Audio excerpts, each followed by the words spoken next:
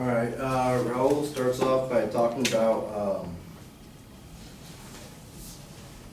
how there's many dangerous other things associated that 18-year-olds can't do, such as having a handgun, but 18-year-olds are allowed to have shotguns and rifles. According to CBS News, an 18-year-old Cruz wasn't old enough to have a handgun at the store, but there's no restrictions for rifle, shotguns, or AR-15s. That the police say he carried out the nation's deadliest school shooting in more than 5 years. You're also not allowed to go to casinos, but in some states, you can go at 18, and most of the time, or according to California casinos, minimum gambling age in Indian casinos, the legal age to gamble in California is 18 years or older. However, most Indian casinos serve alcohol and have set the minimum age to 21 to comply with their state-issued alcohol license. So this basically shows if we lower the drinking age to 18, we could also have that right to gamble too. He also talks about how there is a court ruling, and I believe that court ruling is unjust because we have other rights, or we have other duties. We could get drafted at any time and go to war. So we're able to go off and die for our country. So this is a story from the Military Times, the story of Monica Lynn Brown. She was awarded the Silver Star for saving the lives of her fellow soldiers when a roadside bomb exploded, aimed at a convoy of Humvees on patrol. After the bomb struck one of the vehicles, Brown grabbed her bag and ran through the gunfire to reach her wounded comrades and her own body to shield them from falling motors.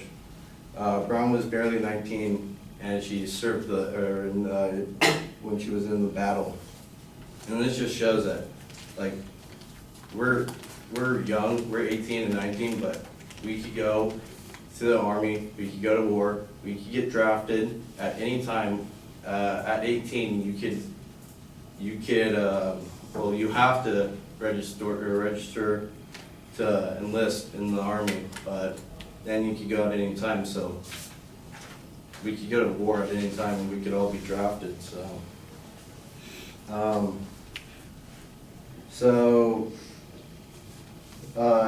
Raul also talks about how drinking, or if we lower the drinking age, drunk driving accidents will more likely happen.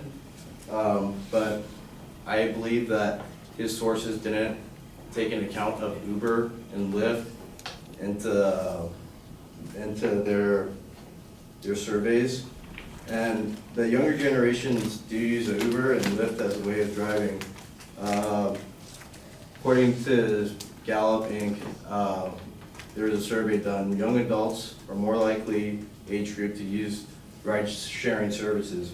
45% of adults agreed, 18 to 29 say that they use ride-sharing services. So this is about like 50% of us, and I know that like more than 50% of my friends use Uber as a way to get around, and they practice safe driving, or safe drinking without driving. Another source is DUI rates are going down. So in fact, Uber is paired up with Mothers Against Drunk Driving for this very aim. In fact, according to a survey, Uber reports that 88% of the people report that services like Uber have made it easier to avoid drinking after driving. Also, they claim that of respondents who use ride-sharing apps, 57 said that if such apps were non-existent, they'd probably end up drinking and driving. This just shows that we really rely on these apps nowadays, and we're really bound to technology, and we do use these things to help us get around drinking and driving. Let's see.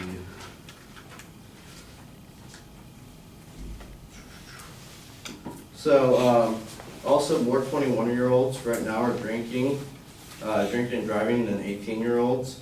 From ChooseResponsibly.com, in 2002, for example, twice as many 20-year-olds died in alcohol-related auto incidents as 18-year-olds. Such a strategy statistic speaks volumes. A policy that claims to be saving thousands of lives each year may simply be redistributing deaths over a life cycle to the point at which it becomes legal to drink alcohol. So the 16 to 20-year-olds in 2017 were at 15% fatal death accidents, and the 21 to 24-year-olds were at 27%. That's almost double. So they're the ones drinking and driving more. And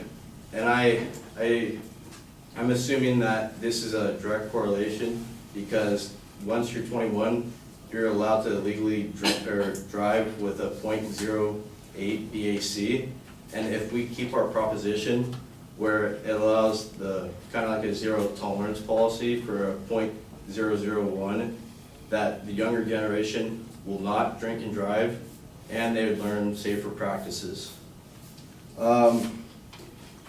So better performances in school, I really don't agree with that. Colleges,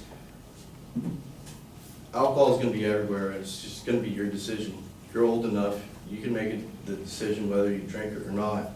So yeah, it does affect some kids in school, but it lets them, it takes over them, and hopefully those kids learn. Thank you.